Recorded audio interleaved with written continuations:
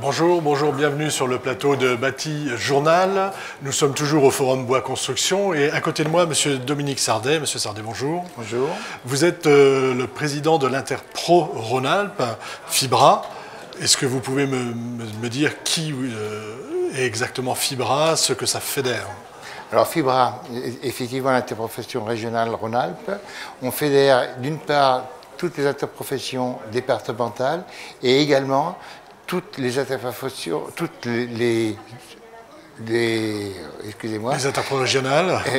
Et également toutes les organisations professionnelles régionales, type communes forestières, le CRPF, ONF, également la CAPEB, la Fédération du bâtiment. Donc, un acteur très important et très présent de la région.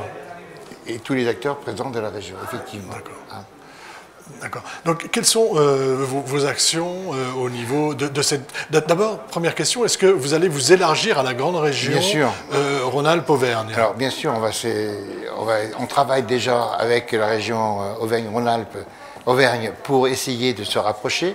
La particularité de Fibra, c'est qu'elle a des interprofessions départementales qui sont un réseau de proximité très important et qui n'a pas... la région Auvergne n'a pas la même chose, donc ça complique un peu les choses, mais tout en les compliquant, heureusement que nous avons ce réseau de proximité parce que c'est pas possible dans des grandes régions de pouvoir arroser toute la région d'un seul point. Donc ce qu'on a nous en Rhône-Alpes avec notre réseau départemental ou départemental, il faudra créer quelque chose, un réseau de proximité également en Auvergne. Voilà, parce que ce qui fait la particularité de Fibra, c'est d'avoir une interpro régionale qui après se définit en différentes branches départementales. Oui, et qui est notre relais départemental, qui porte les actions de la région au niveau des départements et qui porte également des actions plus spécifiques du département et financées par leur département. Donc c'est important d'avoir ce double maillage qui permet d'avoir une action beaucoup plus forte auprès de nos professionnels de notre région. De la région. Alors on va parler des actions justement. Quel type d'actions mettez-vous en place et quelles sont les actions sur lesquelles vous voudriez aujourd'hui insister en étant au Forum Bois Construction? On a bien sûr des actions sur la communication et sur tous les métiers, valorisation des métiers de la filière, mais aussi on travaille énormément sur la mobilisation de la matière.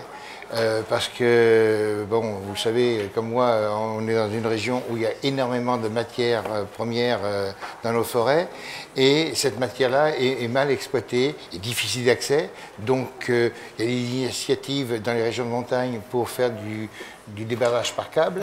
Il y a même d'autres initiatives, des projets beaucoup plus ambitieux avec du débardage par ballon, qui est en phase expérimentale.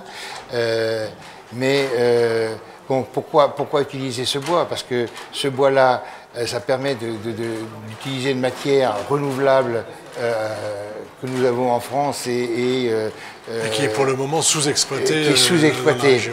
Alors, toutes les initiatives locales qui ont été prises pour valoriser le bois, créer des marques de qualité, créer des marques commerciales. Qu'est-ce qu'on a comme marque de qualité aujourd'hui ici? Avec Bois des Alpes. Bois des Alpes est une marque de qualité et aussi d'origine de provenance. BQS est une marque plus commerciale, mais qui a depuis fort longtemps mis un cahier des charges pour que la qualité de son bois soit reconnue. Nous avons aussi Bois de Chartreuse, qui essaie de valoriser son massif. Alors toutes ces initiatives sont très bonnes. D'une part, il n'y a pas un risque de s'y perdre un petit peu non, et puis de se dire finalement pour moi, non. De se les mettre en concurrence? Non, elles ne sont pas en concurrence, elles sont complémentaires. Elles sont complémentaires d'une part parce que ça permet de valoriser ces produits-là et d'une part de faire travailler les professionnels ensemble. C'est le premier travail qui est très important et c'est pas toujours facile de faire travailler des gens de la même profession ensemble. Donc là, on fait travailler les gens ensemble, donc c'est très important. Deuxièmement, c'est valorisant pour des consommateurs locaux, dire le bois qui est dans la maison, il vient de là. C'est-à-dire que... Et c'est pas très grave non plus si ce bois-là est exporté ailleurs, parce qu'il y a aussi des initiatives nationales, des initiatives nationales qui s'appellent Bois de France, et forcément le bois BQS ou bois des Alpes, c'est du bois de France. D'accord. Donc, la multiplication des certifications ou des différentes actions, on va dire, ne gêne pas. C'est pas un problème. Parce qu'on travaille à la fois l'échelon de très grande proximité, local, et puis ensuite un peu plus... L'important, pour moi, c'est d'utiliser le bois qui convient pour ce qu'on veut faire, le plus proche de chez soi.